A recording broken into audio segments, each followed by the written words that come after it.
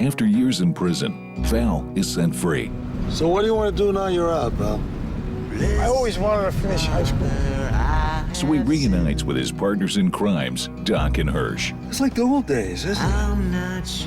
No, it's better. But Doc has secret orders to kill Val and must figure a way out of his dilemma in Stand Up Guys. Hi, I'm Liz. Salim. And I'm Brenna. And we're sitting here to talk about a couple stand-up guys. We've all just seen it. You know, going into this movie, I was really excited. You got Al Pacino, you got Christopher Walken playing old gangster dudes who are in a buddy comedy together. I mean, what could go wrong? Unfortunately, there are quite a few bumpy moments here and there. I mean, the comedy's there, but it's a little stilted sometimes. Sometimes the jokes, they kind of fall flat, and they're dependent a little bit too much on improv comedy, and sometimes it doesn't work. I agree with you in the fact that it is a little bumpy, especially in the first half hour. But from my perspective, when Alan Arkin comes in, and Alan Arkin is the coolest man on earth, so when he comes in, the film gets its momentum going. But for that first half hour, we have a very overly eager, idealistic script with Christopher Walken being Christopher Walken and Al Pacino being Al Pacino, and it only works because we know them as Al Pacino and Christopher Walken, because of their personalities. Exactly. I can't believe you guys didn't work together all this time. No. Clap hands retired us. That was that. And it was. He can't forgive himself, so everybody else has got to pay. The beauty of this film is it's just cool to watch these guys hang out and interact with each other. It is fun, but then it does delve into the crazy a little bit too much in the last half of the movie. Because the whole movie pretty much takes place over the course of one day. And a lot of really, really crazy things start happening. And it gets to a point where you're just kind of like, okay, what's the next really ridiculously crazy thing that's going to happen to these three? There's a scene where Al Pacino walks up to some chick at a club. First, he's very disgusting with her. And then he's like, I'm sorry for being really disgusting with you, but I just want to dance. And keep in mind, this is an old guy who just got out of jail with his shirt unbuttoned down to here and his chest hair showing.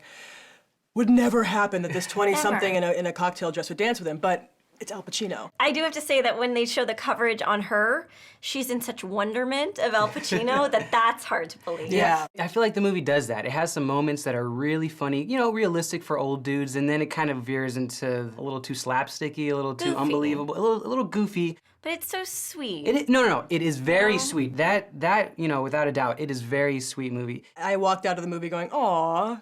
Like, that was my literal reaction once the credits started rolling. You did your time like a man, Val.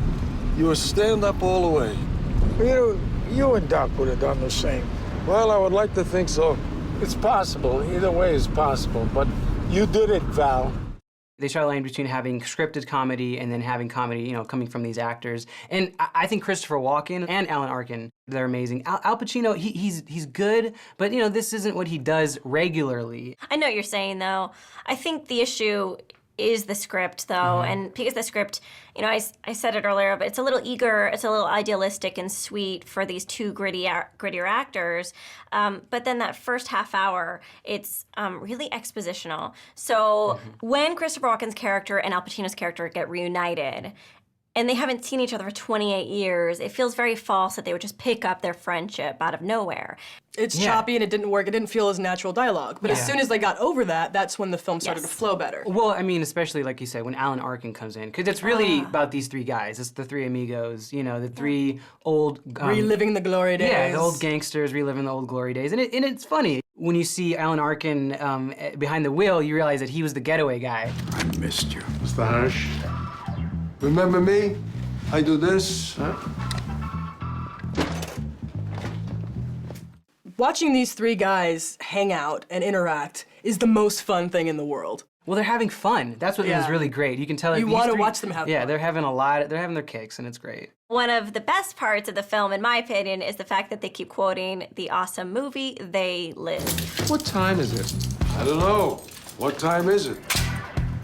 It's time to kick ass or chew gum. And guess what? I'm all out of gum. This film is directed by Fisher Stevens, who actually has a few features under his belt, and he helped produce The Cove, that great documentary a few years ago, but he's most well known for being an actor in Short Circuit. I felt the tone of the movie was a little bit odd, and due in large part to the fact that these are three really big actors, and you have this you know, actor turned director who's trying to direct them, it's probably very difficult to be able to, one, stay on script, and then when they are trying to ad-lib and improv, to be able to rein them in and, you know, say, oh, this is funny, this is not funny. It's a lot of personality. Yeah. It's a lot of personality to wrangle in, and I see what you're saying about tone, but for me, I think it worked because it was so weird and so unexpectedly charming. Along with that, we have cinematographer Michael Grady coming in and giving it this great old school mob feel. You know, it's beautiful and it's dark and a little bit gritty. There's like a 70s grit and cool. Same thing with the music. The music Yeah. also adds into that sort of feeling. Stand Up Guys does have some funny moments, but not enough to warrant a see it in the theaters. Stream it. Once Alan Arkin comes into frame, this film picks up to be a unique, sweet take on aging gangsters. And for that, I say, see it. Despite being a little slow in the beginning, it picks up to be a really fun movie. See it. Well, it looks like our votes add up to 2.5 tickets, which is a see it for Stand Up Guys. Yeah. Cheers. I'm all out of bubblegum. I don't have a gun. Yeah. You know, I do this. I do this, remember? He's so good. I'm here to kick butt and chew bubblegum, and I'm all out of bubblegum.